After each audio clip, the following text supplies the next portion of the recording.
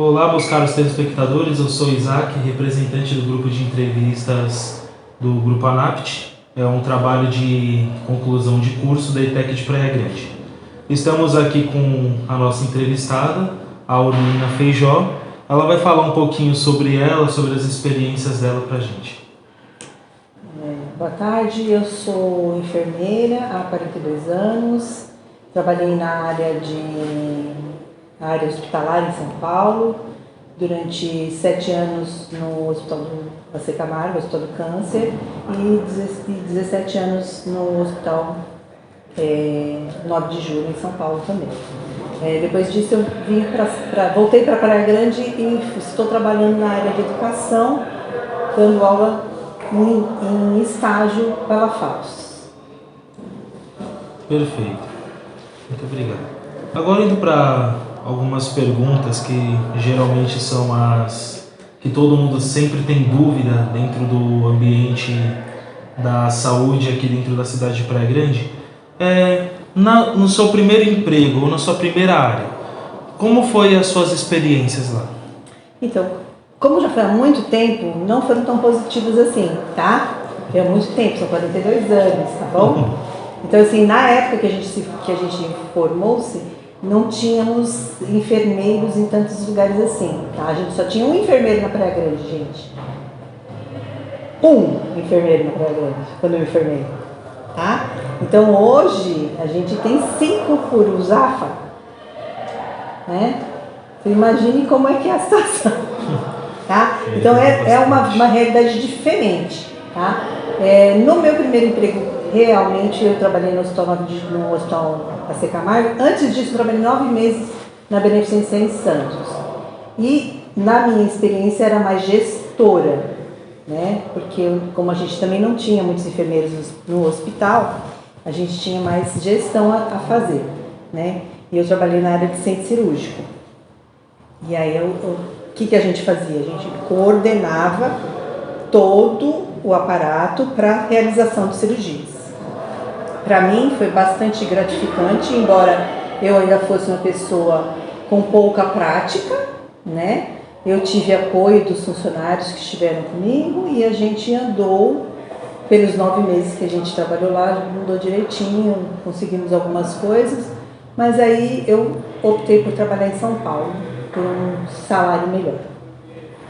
Certo. Bom, como provavelmente os telespectadores já sabem, devido às outras entrevistas anteriores, a gente está aqui analisando sobre como a administração, uma boa administração, uma boa gestão influencia dentro desse ambiente todo. E agora vamos perguntar sobre alguma vivência marcante relacionada à administração ou na organização que aconteceu nos trabalhos ou na área que você atua, que você levou para a vida, assim. Então, como a minha área gestora está sempre ligada muito à assistência, o que a gente desenvolve? Protocolos, né? Acho que protocolos que incluem como fazer, o que fazer e como fazer é muito importante, tá? Em qualquer área de gestão. Então, você está iniciando numa empresa nova, você tem que seguir protocolos. Como é que se faz isso? Como é que eu faço uma carta de pedido para algum lugar? Como eu faço a solicitação do meu xerifado? Quem faz a compra, né? Então, tudo isso precisa ter realmente protocolado, estabelecido, quem faz o quê, né? É importante em qualquer administração. Bom, então... Na hospitalar e na saúde é a mesma coisa, tá? Uma coisa que não é a minha vivência, mas, por exemplo, quando eu estava aqui no curso de farmácia, que eu dava aula no curso de farmácia, eu dava aula sobre SUS, né? Eu dava aula sobre SUS. E aí o meu aluno tinha que desenvolver uma tabela de compra de medicamentos para um determinado limite de pessoas, né? Porque a gente critica muito, por exemplo, que a saúde pública não tem remédio para todo mundo, certo? Criticamos isso. Então, o que acontece? Por que é difícil Porque a programação e a compra desse medicamento é realizado por ano. Tá? Então, eu preciso estabelecer quais os medicamentos que eu vou usar. Então, quais os medicamentos que eu vou usar para toda a população. E vou ter que levantar quantos eu dispensei no ano anterior para fazer uma previsão para o próximo ano. Isso sem contar as influências que às vezes acontecem no meio Sim, do caminho. você pode ter gente que chega para a cidade que vai precisar de medicamento, você pode ter pessoas que vão embora e não vão mais usar o medicamento, pode ter uma alteração, uma mudança de conduta no medicamento, e eu tenho lá no meu estoque uma quantidade de medicamento abusiva, porque eu comprei para o ano todo, mas não vou poder mais usar porque foi condenado. Esse medicamento foi condenado, por exemplo. Tá? Não posso mais usar. Porque houveram estudos e identificaram que ele faz mal a tal coisa. Ou entendeu? Também quando acontece alguma coisa que pega de surpresa, como por exemplo teve algumas COVID, viroses as também, viroses, que o pegaram COVID. o Covid.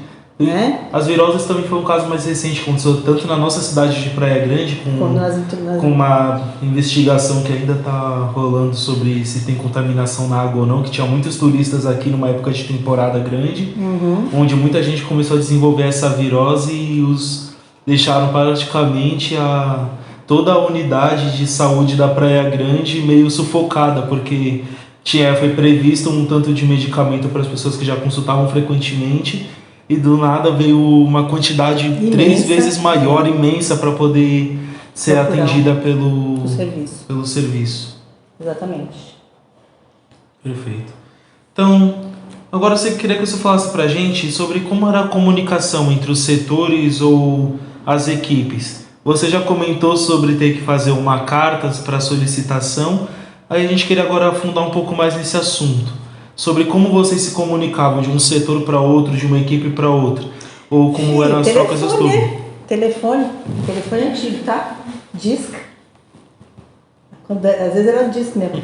Assim, hoje você tem WhatsApp, você tem ferramentas como a internet, o e-mail, né? Mas o e-mail, ele começou mais pro final dos anos 90, que a gente tinha mais comum, que era mais comum você ter e-mail, que não... Realmente, o que é? Documento, é papel, tá, gente? Escrever à mão, escrever na máquina, não é? Aí quando começou a ter computador, normalmente era na mão, tá? A gente escrevia o relatório na mão e encaminhava para as chefias, e as chefias tomavam as condutas. Com relação a melhorias ou estabelecer rotinas diferentes, onde inclui vários profissionais, a gente teria que fazer reuniões, né? Chamar as pessoas semanalmente, quinzenalmente, mensalmente. Num princípio, a gente pode ter mais coisas para resolver, então precisa ter uma maior quantidade de reuniões. E não existia reunião online, né? Era tudo presencial, né? Então, hoje você pode fazer 10 reuniões online e uma presencial, onde você vai definir realmente tudo, que é muito mais prática. Antigamente não, a gente tinha realmente que fazer presencial. E aí era um complicador, né? Porque todo mundo tem seu trabalho, todo mundo tem sua atividade, você tem que parar toda vez para reunir. E dentro de um hospital você pode ter 5, 6, 7 comissões para resolver várias coisas. E aí normalmente os profissionais que participam dessas comissões são sempre os mesmos. Então, se você vai fazer 5, 6, 7 reuniões de uma forma geral, a pessoa não vai trabalhar nunca, né? Só vai fazer reunião. Perfeito. E também agora entrando nesse assunto, como que funcionava, por exemplo, numa troca de turno que tivesse muito acirrado? Uma UTI cheia, por exemplo, e tivesse numa troca de turno entre profissionais, como funcionava essa comunicação? A gente sempre trabalhou com escala 12/36 no período da noite. No dia a gente pode ter escala de 6 horas, pode ter escala de 8 horas, pode ter escala de 12/36 também de dia, tá? O que é 12/36? Trabalha 12 horas e descansa 36, tá? Ou trabalha 6 horas todos os dias com uma folga por semana, tá? 8 horas todos os dias com 2 folgas por semana, que aí normalmente é no sábado e domingo. Então, a pessoa que trabalhar administrativamente, o enfermeiro que trabalhar administrativamente, acaba trabalhando 8 horas por dia, tá? Para fazer a carga horária de 40 horas semanais e folga sábado e domingo. Alguns hospitais ainda trabalham com 6 horas de plantão, então 6 de manhã e 6 à noite. O que acontece às vezes? A falta, né? O quadro incompleto, uma licença médica, uma licença maternidade, né? Aí depende da instituição. A gente pode contratar profissionais para as licenças médicas e licenças maternidades, tá? Mas a falta a gente não tem contratação, a pessoa vai trabalhar com menos funcionário mesmo. Aí a gente vai redistribuir os pacientes para que seja atendido por aqueles profissionais que estão na área, sendo que o enfermeiro pode ajudar a fazer o atendimento. Certo. Então, como você agora falou sobre as escalas, uma dúvida que agora é um pouco mais minha. Começou a viralizar recentemente vídeos de, às vezes, dos agentes fiscais, né, vereadores e deputados, quando entram em hospitais e entram nos cômodos de médicos e enfermeiros que estão dormindo na hora de descanso, que está viralizando muito, que sempre é tratado como se os médicos ou enfermeiros nem sequer fossem seres humanos ou não podem descansar. Na verdade, é assim, a enfermagem, por legislação, não tem direito a repouso, a descanso, assim, de 1 a 2 horas, 3 horas, não tem, tá? É 1 hora de refeição, tá? Essa é a legislação, tá? Existem alguns acordos aí, sindicais ou até acordos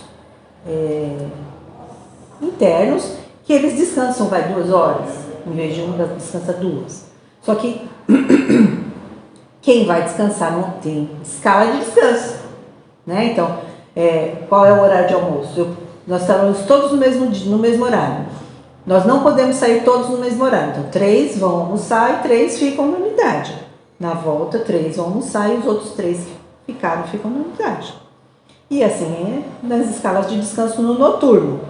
Durante o dia não há descanso, tá? Às 12 horas para o 36 é só horário de almoço, tá? Pode parar 15 minutinhos com café, porque isso é por legislação, 15 minutos de manhã, 15 minutos de tarde, para você dar uma respirada, tomar um café, né? Comer uma bolachinha e só, tá bom? Depois volta para o trabalho, né? Algumas vezes no meu serviço, quando trabalhava à noite, eu trabalhei aos 17 anos praticamente trabalhei à noite, eu cheguei a ser citada, né, para defender o hospital, porque o funcionário tinha posto a instituição na justiça, porque ele queria ganhar mais, né? Principalmente que eu trabalhava num hospital que ficava no centro de São Paulo, onde você vai de noite para sair. Você sai do hospital para quê? Não tem como. Você não vai sair de noite no centro de São Paulo, de madrugada, você não vai sair. Então a gente tinha horário o juiz perguntou uma vez para mim assim, mas você pode sair? Sim, senhor, eu posso sair, mas onde eu vou de madrugada? Né? Eu posso sair. Mas lá a gente tinha local de refeição, tinha um local onde você podia fazer sua refeição, entendeu? Tinha um local onde a gente podia dar uma esticadinha nas pernas, dentro daquela 1 hora. Então, se eu quero comer 15 minutos eu como, 30 eu descanso e depois eu volto para o trabalho. Tá certo. Agora, tem um questionamento aqui que foi trazido até a gente, só que eu quero dar uma complementada nele. Que o questionamento é: como você explica novos procedimentos para os novos colaboradores que não têm tanto conhecimento? E aí agora, galera, complementada, que você trouxe agora a informação sobre a questão da Covid. Né? Foi uma pandemia que veio de repente, né? Pegou todo mundo de surpresa. Aí eu queria saber como que funcionava no treinamento que você falou até que dá aulas sobre acompanhamento de técnica de enfermagem, acompanhamento de estágio. Como funcionava para essa troca de conhecimentos ante um vírus que nem sequer tinha tanto conhecimento sobre ele? Então, na verdade a gente não sabia nada sobre Covid, né? Nada. Então a gente ficou na cega e conforme a doença foi progredindo, que a pandemia foi progredindo, na verdade, né? Não a doença em si, mas a pandemia foi se expandindo, a gente foi descobrindo as coisas, né? E o que a gente faz? A gente coloca os nossos protocolos em ação. Quais são os protocolos? Lavagem das mãos, né? Desde que a enfermagem é enfermagem, a gente fala de lavagem de mãos. Tá? A lavagem de mãos é um dos protocolos mais antigos da enfermagem. Tá? E ainda hoje a gente fala de lavagem de mãos. Tá? Então já fazem 2 séculos que a gente fala de lavagem de mãos. Tá? A gente tem um mau hábito de não lavar as mãos. Né? A gente tem, é rotina nossa. Não é só nós. Né? Todos os seres no planeta, eles têm esse mau hábito. E o que a gente precisa? A gente precisa aprender, principalmente quando você cuida de um doente, a lavar as mãos. Então, protocolo de lavagem de mãos, protocolo de se paramentar para atender um paciente que está com uma doença infecto-contagiosa. Então, se eu vou entrar num quarto que tem uma doença infecto-contagiosa, eu tenho que usar máscara, eu tenho que usar touca, eu tenho que usar óculos de proteção, eu tenho que usar avental de proteção. Na hora que eu saio dessa unidade, eu tiro tudo e jogo fora. Tá? Então, não vou guardar, não vou levar, não posso sair de lá de dentro. Ah, a luva. Acho que todo mundo já foi funcionado aqui, né? A pessoa vai sem luva, eu vou lá palpar a veia dele sem luva. Eu posso palpar a mão, pegar na mão dele sem luva? Posso. Desde que eu lavo minha mão. Sim. Tá? Eu posso. Mas é isso que a gente tem. Peguei na mão dele, tem que lavar. Calcei a luva, lavei minha mão, calço a luva e vou funcionar a veia dele. Tem gente que funciona a veia sem luva? Já viram alguém? Já, né? Então, assim, o protocolo de segurança é para ela, não para o doente. Tá? Lógico que é para o doente também, porque se eu peguei a veia dele e vou pegar na veia dele, eu vou trazer o que ele tem para ele, tá? Mas se eu lavar a mão no meio do caminho, eles estão seguros, eu que não estou. Porque eu estou pegando na mão dele, trazendo para mim, estou pegando na mão dele, trazendo para mim, né? Porque eu peguei na mão dele e pus a mão em mim. Então, o que tinha na mão dele está em mim agora, né? E isso tudo foi vivenciado no Covid. Como a gente não tinha realmente como aquilo era uma transmissão, como tinha controlar isso, como a gente não teve, tá, gente? O controle disso foi com o tempo. A vacina e com a autoimunização das pessoas. Tá? Tudo bem? Respondi? Perfeito. Agora, voltando para os conceitos administrativos, para a gente poder focar no tema central, vamos dar uma breve explicação sobre o que a administração, às vezes, alguém que esteja assistindo em casa não vai falar. Eles estão falando sobre conceito administrativo, sobre conceitos de gestão, e o telespectador que está em casa às vezes não está entendendo nada, né? Às vezes não é tão amparado. Então, uma breve explicação. A administração nada mais é que o ato de gerir, organizar e conduzir recursos. Às vezes você está pensando, o que é conduzir recursos, Isaac? Conduzir recursos nada mais é do que fazer a análise anual de alguma coisa e poder conduzir os recursos para ter certeza que essa análise vai ser iniciada, terá o meio e terá sua conclusão. Sem uma administração, a gente acaba muitas das vezes tendo análises erradas. A gente às vezes tem uma verba que foi conduzida para algum lugar que não tinha tanta necessidade. E também temos vários tipos de administração, porque a visão administrativa tem que ter uma visão preditiva, que é para poder sempre estar amparado a problemas que podem chegar. Temos também que ter uma visão que esteja sempre olhando para trás para poder aprender com o que já aconteceu, e a visão do agora, porque muitas das vezes a gente vai conduzir recursos pensando no próximo ano e pode acabar acontecendo alguma coisa ainda nesse mês que não era esperado. Ou às vezes a gente conduziu para esse mês, conduziu para o ano que vem, mas esqueceu que às vezes vai ter algum evento, algum mutirão na cidade que já foi esquecido antes, e por não ter uma visão de olhar para trás e lembrar, a gente acaba esquecendo também. Então é sempre focando no passado, no agora e no futuro, conduzindo esses recursos, fazendo assim toda essa boa gestão que consegue prezar pelo bom atendimento do Sistema Único de Saúde que existe hoje em dia. E agora a pergunta: você consegue lembrar de alguma ação no trabalho do dia a dia que envolvesse a administração, por exemplo, a organização de materiais, controle de estoque ou algo do tipo? Então, na verdade, eu tenho uma experiência, não sei se vai responder a sua questão, mas eu tenho uma experiência assim. Num determinado momento, num dos meus serviços, um administrador novo entrou e ele vinha da indústria para o hospital. E aí ele trouxe o chefe de almoxarifado da indústria para o hospital, né? E aí alguns materiais que a gente usa na enfermagem, mas que são raros de serem usados, mas são usados, ele deixou de comprar. Por quê? Porque na vivência industrial, o que não era pedido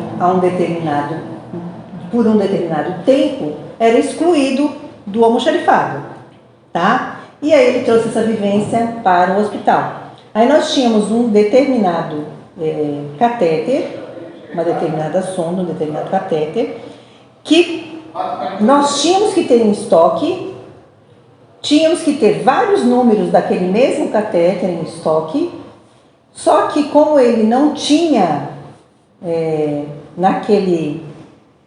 ele não via sair aquele material, ele eliminou todos os materiais. Ele, na verdade, dispensou, porque não era usado.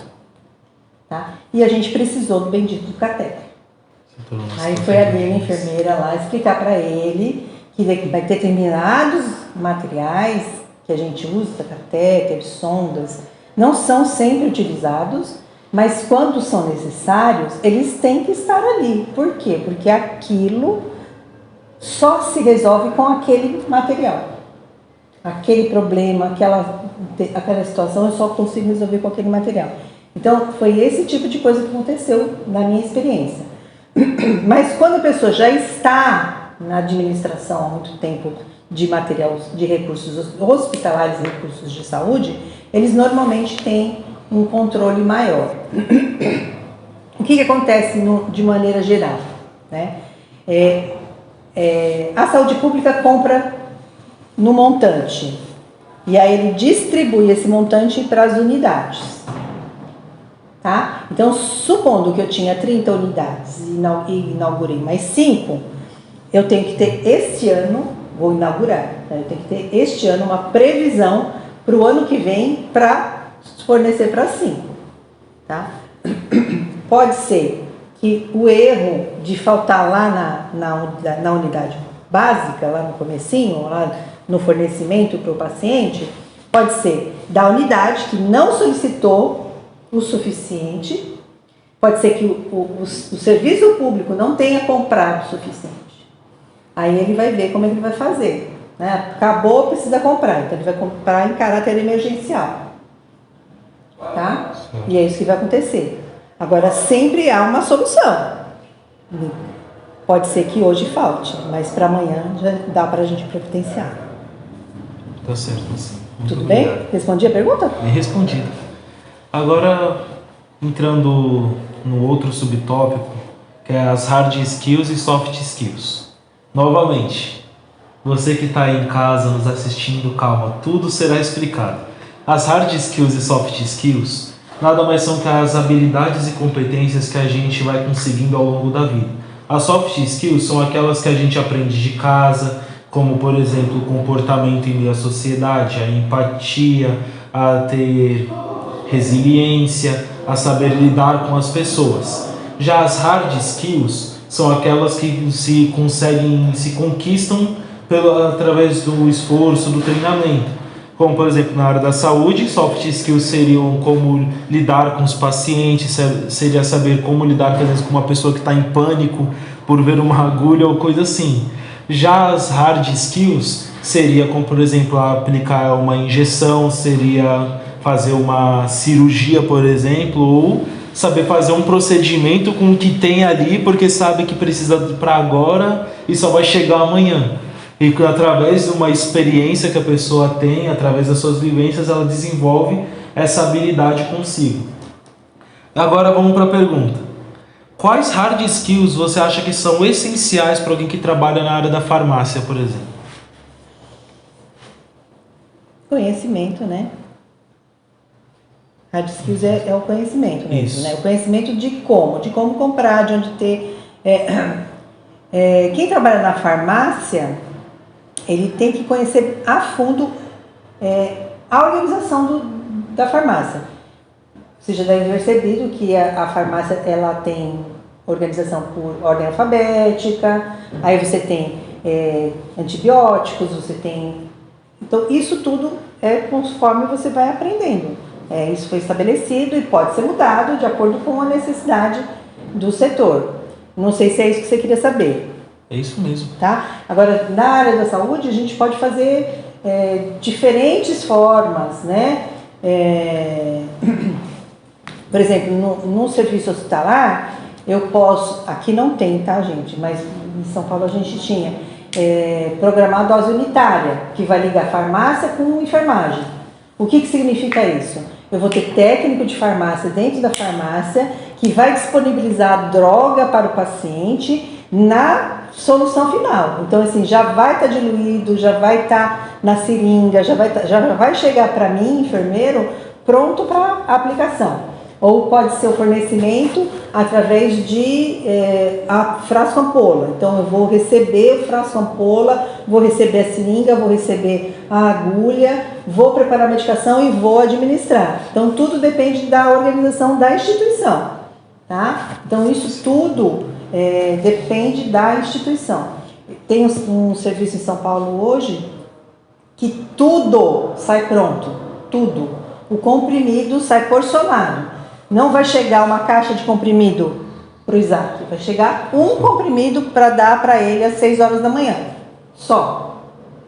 Aí, se ele precisa de um outro comprimido do meio-dia, vai chegar um comprimido para o meio-dia, tá? Perfeito.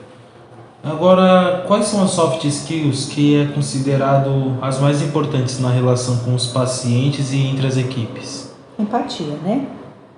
Empatia com todos. Educação. Tá? Que todo mundo tem que ter educação de base, né? Dizer bom dia, boa tarde, boa noite. Às vezes eu esqueço de falar bom dia, porque eu acordo tarde. Senão eu acordo cedo, mas desperto tarde. Então, assim, mas o bom dia, né? Se forçar a ser empático, se forçar a ter um bom relacionamento com as outras equipes, conversar com as outras equipes a respeito das dificuldades. Não levar para você um problema profissional, um problema administrativo para o âmbito pessoal, um problema profissional para o âmbito pessoal, tá? Então eu vou lá, discuto com o Isaac porque ele não me forneceu o que eu queria, brigo com ele, esculacho ele, né? E aí, no dia seguinte, eu não tenho mais como conversar com ele, né? Então, eu não devo levar para o âmbito pessoal. Ou então, no dia seguinte, ele olha para mim e diz, eu não vou falar mais com você, porque você me agrediu, você falou isso. Não, ele tem que ser profissional. Porque eu não fui profissional, ele tem que se mostrar mais profissional ainda. Tá? Então, eu não posso tratar os problemas de forma pessoal. Não é comigo, Lina, que ele está falando. Ele está falando com a profissional, Lina. E eu tenho que falar com o profissional, Isaac. Tá? Perfeito. Agora, vamos caminhar agora para as ferramentas de gestão. A gente queria saber se você já ouviu falar sobre as ferramentas como a 5S ou a matriz SWOT, por exemplo. 5S sim, matriz SWOT não. A matriz SWOT nada mais é como uma análise que dá para fazer entre empresas, mas também a gente faz conosco mesmo, que é para identificar as fraquezas, as forças, as ameaças e as oportunidades que estão aí afora. Geralmente empresas fazem isso para identificar a concorrência e uma análise interna. Mas aqui, como estamos falando da área da saúde, é uma questão mais de cada um consigo, né? Fazer uma análise interna sua, entender quais são as nossas forças, nossas fraquezas, as oportunidades que chegam para nós e as ameaças com a gente. A gente queria também agora saber, com essas ferramentas, qual você, assim, nas suas áreas quando trabalhava, você poderia dizer, sem essa ferramenta aqui não ia conseguir fazer um atendimento, por exemplo, ou fazer uma solicitação? Instrumentos mesmo? Uma ferramenta de gestão. Qual você, assim, poderia dizer que era mais importante, que estava mais presente no dia a dia dentro do hospital? Olha, as ferramentas que a gente, se for com relação a como realizar as coisas, sim, estabelecer protocolos e organizar as fontes. Por exemplo, se eu tenho que pedir um material, eu tenho que saber para quem eu tenho que pedir. E aí a gente tem que ter um instrumento próprio para fazer esse pedido. É isso que você quer saber? É isso. No caso, acho que então entraria que a ferramenta que mais foi a mais utilizada dentro dos hospitais, até pelo que você falou, e pelo que a gente às vezes vê, seria como se fosse uma 5W2H, por exemplo. O que, por quê, quando, aonde, né? Então, se eu preciso de material de almoxarifado, ou se eu preciso de material de farmácia, eu tenho que ter um pedido específico para isso. E aí a gente vai ter o pedido específico, tá? Aí quem vai pedir? É isso que você quer saber. Isso. Quem vai pedir, a gente vai estabelecer com protocolo. Então, nesta instituição, quem faz o pedido de farmácia é o enfermeiro, ou é o farmacêutico, ou é o escriturário que eu tenho na unidade. O escriturário pode fazer o pedido de farmácia, né? Algumas instituições pode usar a própria prescrição do médico, tá? Então ele tem um papel onde ele faz as prescrições médicas e esse papel vai para a farmácia e a farmácia disponibiliza pelo papel, tá? Se o prontuário é eletrônico, ele vai fazer a prescrição no prontuário eletrônico lá no computador. Essa informação já vai gerar na farmácia um impresso e ele já vai separar a medicação para aquele paciente. Tá é certo. Isso? Isso. Aí depende depende dos recursos que você tem. Se você tem computador que estão interligados na rede toda, então você consegue saber o que o paciente está usando, você consegue fazer pedido de exame, você pode tudo pelo computador. Senão ele tem que fazer papel e a gente encaminha o papel e aí vem fazer o exame. Tá certo. Agora, que seria uma das últimas perguntas? Deixa eu só esclarecer um pouquinho assim. Pode Por exemplo, Praia Grande, a Holostec está em toda a rede municipal, tá? Então, você está em que Usafa? Ribeirões. Tá. Então, na sua Usafa, ele alimenta os seus dados dentro do Holostec. Então, se você for para o Irmã Dulce, ela vai acessar seus dados pelo Holostec. Ela vai saber onde você mora, ela vai saber o que você fez, onde você tomou, que medicamento você tomou. Se você é desde pequena, ele vai saber que vacinas você tomou, tudo. Tá tudo no Holostec. Sabiam disso? Tá certo. Agora a gente está caminhando já para o final. Depois eu ainda vou fazer mais algumas perguntas de dúvidas minhas. Mas vamos lá. Como vocês organizam o seu tempo e priorizavam os processos no trabalho?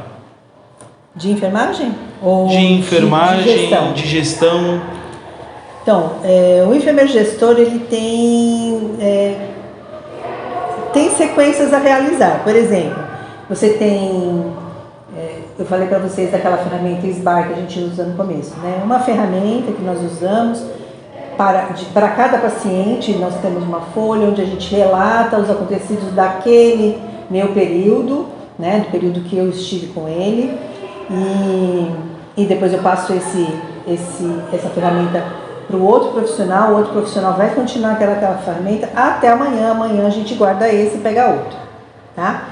Então, eu tenho que fazer isso primeiro, né? Eu tenho que observar os meus funcionários, distribuir as funções dos meus funcionários, eu tenho que saber o que eu vou dar para quem, quantos vão fazer determinada coisa, quantos vão fazer outra determinada coisa, tenho que elaborar as escalas do mês, elaborar as escalas, essa escala diária, que é a divisão, tá? Eu tenho que elaborar as escalas de manutenção da limpeza, tá? Que é realizada pelo profissional de enfermagem. Então não é o profissional, não é que limpa o chão, tá? Mas, por exemplo, a gaveta onde eu guardo medicamentos precisa ser limpa, né? Então, que dia que vai ser limpo, por quem vai ser limpo, tá? Então, tudo isso tem uma organização. A gente elabora, lógico, novos instrumentos, né? E normalmente a gente coloca impressos quando a gente precisa dessa elaboração, esse cuidado mais perto, porque a gente observa e vai conferindo todo dia, tá? Aí você tem que conferir se o que você determinou ser feito foi feito, né? Acompanhar médico nas visitas, ver se os exames foram feitos, encaminhar paciente para exame, né? Então, tudo isso aí mais um pouco. Perfeito. Ainda resolver os pepinos que acontecem. Agora, antes da gente encerrar, eu gostaria de fazer só umas perguntas agora que seria mais, vamos falar de conhecimento do público, que eles às vezes têm desejo de perguntar, mas muitas vezes não têm oportunidade. Você acha que as informações sobre o que é o SUS ou para que ele funciona é realmente disseminada a todo mundo? Não é. Não é porque as pessoas ainda não aprenderam a usar o SUS, tá? Muita gente vai no PS Quietude, no PS Central, vai no Samambaia, buscando tratar a pressão. Pressão não se trata no PS, tá? O tratamento da PS é emergencial, tá? Cólica menstrual não se trata no PS. Tudo bem, eu sei que dói, sei que é importante, mas não se trata no PS. Você tem que procurar seu médico, o médico vai verificar, vai encaminhar, vai te dar medicação para que você não venha a ter a dor, tá? A pressão alta, você precisa fazer acompanhamento, tá? Recorrente, pacientes que deixam de tomar psicotrópico por conta de... Ele tem epilepsia, né? Vocês conhecem epilepsia, né? Então, eles têm epilepsia, ele deixa de tomar o medicamento e vai para o PS em crise convulsiva, tá? Aí ele está usando o SAMU, ele está usando a emergência, porque é uma emergência, mas é uma emergência por quê? Porque ele não faz uso de medicamento. Então, e a gente conhece o paciente. A gente conhece o paciente, porque ele está lá todo dia, toda semana, todo mês, tá? Então, você fala, orienta, olha, tem que tomar um remédio, tem que fazer, mas ele não faz. E aí? Tá? Então, eles não conhecem e quem conhece não faz o direito. Agora, também mais uma outra pergunta. Sobre a divulgação desses serviços. Você acha que seria pertinente a divulgação, principalmente para os adolescentes, até que estão na nossa idade mesmo aqui dentro da ETEC, porque a gente vê que cada vez mais cresce o número dos adolescentes que não entendem como funciona o SUS ou nem sequer pisaram no hospital sozinhos, vamos assim dizer, porque não sabem nem dizer realmente, conversar com um profissional da área para poder fazer um exame, alguma coisa do tipo. Então, eu acho super importante que a gente eduque os jovens, porque os velhos estão velhos, não quer aprender. Quem não quer aprender, não vai aprender, tá? Não adianta. Quem quer aprender, vai aprender, tá? Então, eu falei para vocês, eu estou formada há 42 anos, tá? 41. Eu vou atrás de conhecimento, desde que eu me formei até hoje, muita coisa mudou. Até eu parar de trabalhar, muita coisa vai mudar, tá? Tem coisas que eu não sei. Hoje eu fiz Fiz uma visita na central de distribuição de leite humano de Praia Grande, né? Vocês sabiam que nós temos uma central de distribuição de leite humano? Então eu vou passar para vocês, vou passar para o Isaac o telefone, tá? E depois vocês divulgam. Por quê? Porque a gente, o banco, a gente não tem um banco de sangue não, um banco de leite, mas a gente pretende ter aqui na Praia Grande. Só que a gente ainda não tem o aparato necessário, quer dizer, o aparelho, né? A instituição, o lugar onde você vai ter o banco de leite, né? Então a gente só coleta o leite, manda para Peruíbe, lá a gente pasteuriza o leite humano, volta para cá para a gente fornecer para os nossos bebês, em nível hospitalar, tá? Olha que lindo, né? Então é bem importante, está 2 anos só que está esse grupo. Então o que a gente precisa? A gente precisa isso, de contar para as pessoas, né? A gente precisa distribuir essas informações. A pessoa, vocês jovens, precisam contar para o seu colega, olha, se você tiver com pressão alta, você não tem que ir lá no PS, a não ser que seja muito grave naquele momento. Passou aquele momento, você vai para o médico vai te avaliar, vai entender por que você está tendo crise hipertensiva, vai medicar você e aí você vai voltar com ele para que ele continue te acompanhando. No futuro, se você tiver um pico hipertensivo, pode ir, mas você vai chegar lá com uma fala diferente. Fala assim, não, eu faço uso de medicamento, eu já estou acompanhando com o médico, mas a minha pressão está alta hoje. Tá? Isso. Agora, para a gente poder caminhar para o fim, que é a pergunta assim, que se torna, hoje em dia está se tornando muito alarmante. Está até repercutindo por aí alguns jornais, que é sobre a autoprescrição de medicamento. Tá. Quando a pessoa vai na farmácia e... o que você tem? Não sei, me dá um nimesulida. E toma o anti-inflamatório, que já foi estudado que se tomado em uso dá inchaço no coração. Ou quando a pessoa às vezes dá 2 espirros quando tá frio, tô com sinusite, vai lá na farmácia, me dá um Polaramine, mas ela não sabe nisso, ela vai ter alguma reação aquele medicamento, e o farmacêutico às vezes fica sem saber o que fazer, porque somente para remédios que são mais restritos e específicos que precisa de receita médica. Então, a automedicação sempre foi um problema no Brasil,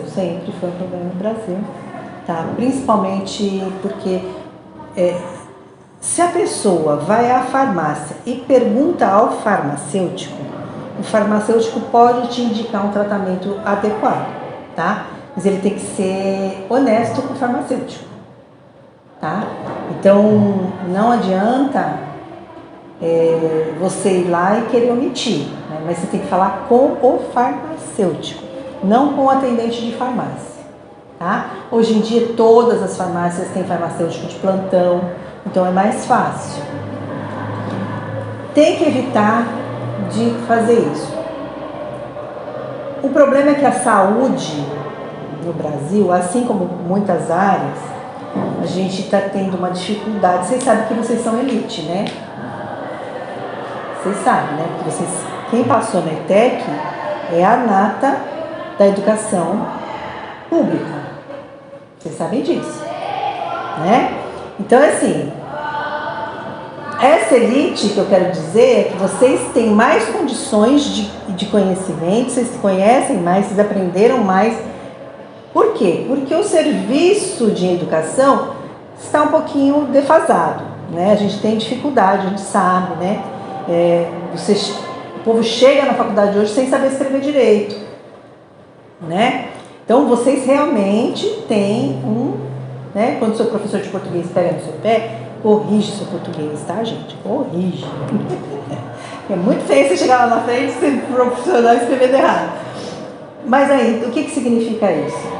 Que vocês têm essa capacidade, vocês podem fazer isso, né? Vocês têm essa condição de melhorar tudo isso. Se você não funciona. Tá? Eu não sei se eu respondi. Eu fiquei bem perdido aí. Respondeu, tá tudo bem. Cobrei de vocês aí e me perdi. Não, é porque é importante vocês saberem que as pessoas que estão nos colégios estaduais, elas têm comparativamente, elas têm as mesmas possibilidades que vocês, mas vocês têm mais condições porque vocês aproveitaram melhor o estudo. Entende? Tá certo. Agora, tem mais umas 2, 3 perguntas que eu tenho aqui comigo. Já vou encerrar para não cansar ninguém. Tudo bem. Aqui na cidade de Praia Grande, a gente agora está tendo mais um avanço, né? Mais uma conquista da medicina, que está sendo construído um novo nefro, o Nefro PG. Ah, o Nefro PG, sei.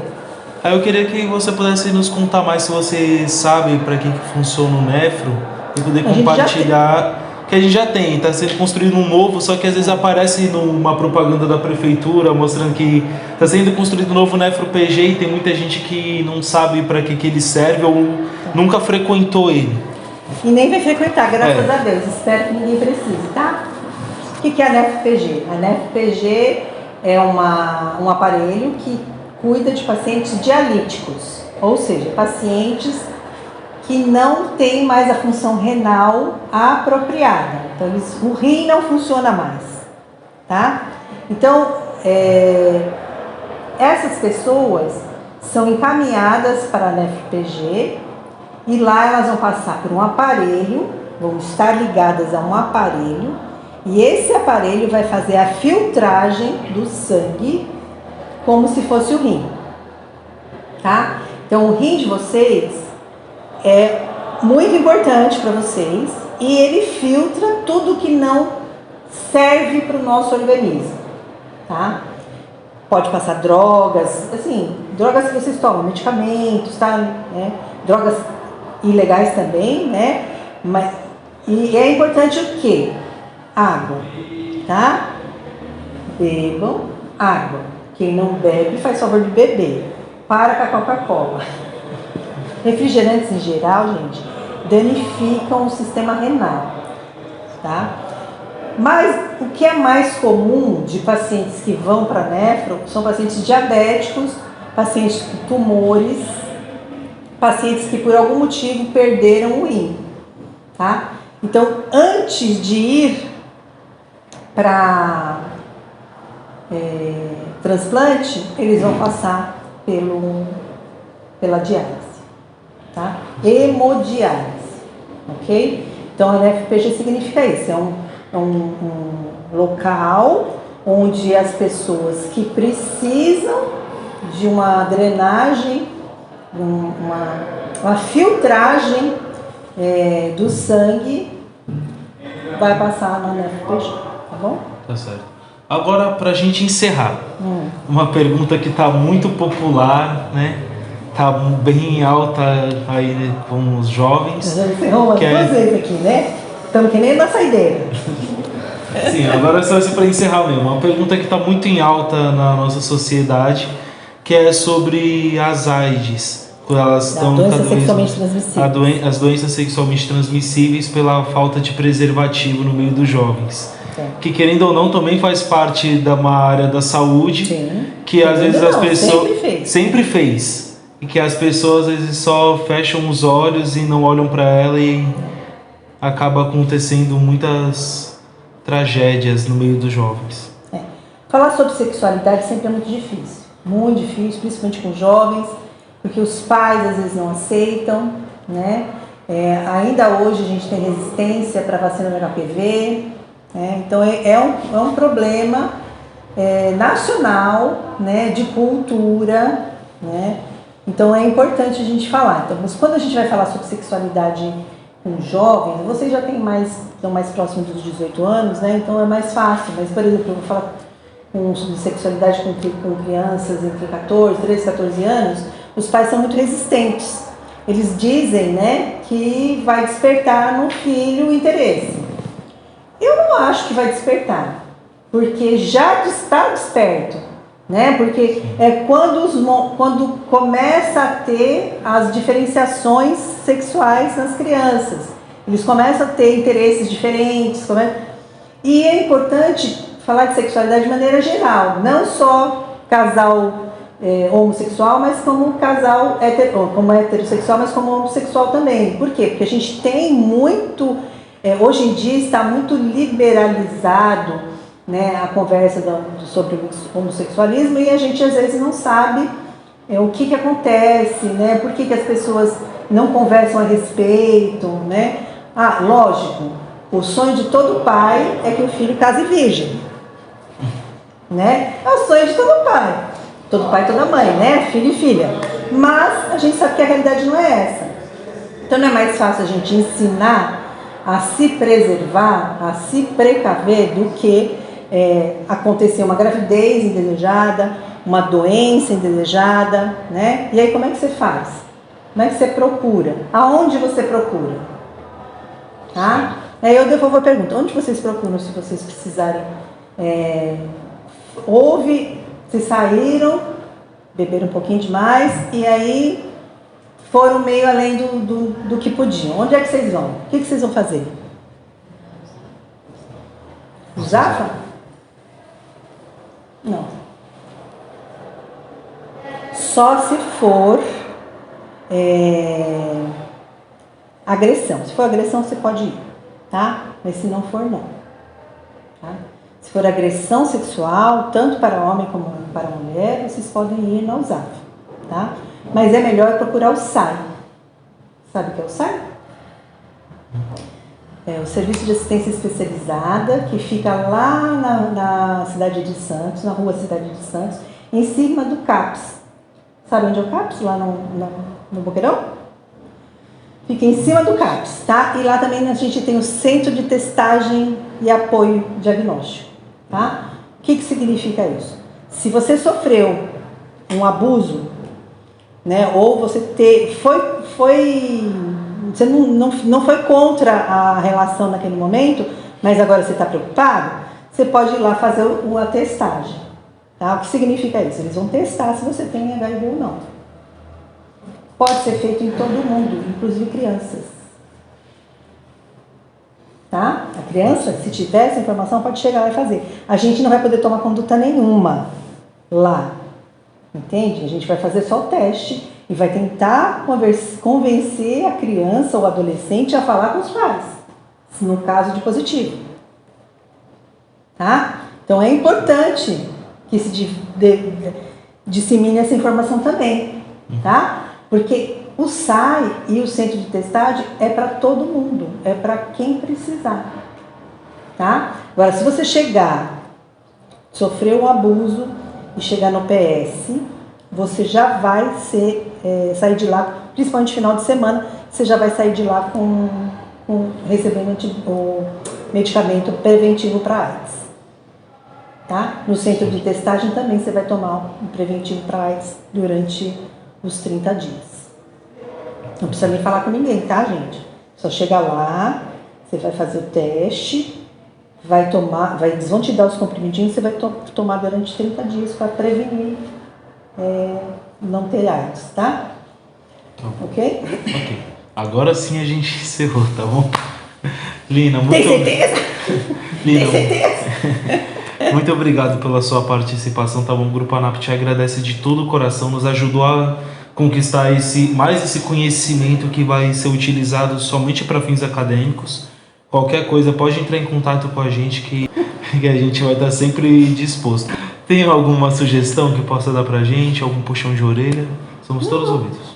Tá ótimo, tá maravilhoso, vocês estão de parabéns, né? E quando eu falo que vocês são elite mesmo. Vocês tenham certeza, daqui saíram, eu tenho vários ex-alunos aqui que são hoje odontólogos, psicólogos, várias formações, enfermeiros, tá? Então, assim, realmente vocês têm possibilidades, tá? E é maravilhoso que vocês estejam buscando por isso. Tá bom? Tá certo. Bom, e se você chegou até aqui, né, conseguiu aguentar todos os nossos questionamentos, né? Mas é isso, espero que essa informação esteja servindo para todos nós, né? Todos esses alertas aqui dados, toda essa informação aqui transmitida, que possa fazer com que o dia de amanhã seja melhor para a gente. Bom, siga a gente nas redes sociais para continuar acompanhando, vai estar aparecendo em algum canto aí da tela, a gente vai decidir aonde ainda, tá bom? Aqui embaixo Tá bom, então aqui embaixo vai estar aparecendo nossas redes sociais. Vai estar aparecendo as redes sociais também da Lina, tá bom? Sigam ela, acompanhem a gente e tudo seja NAPT na nossa vida, tá bom? Muito obrigado.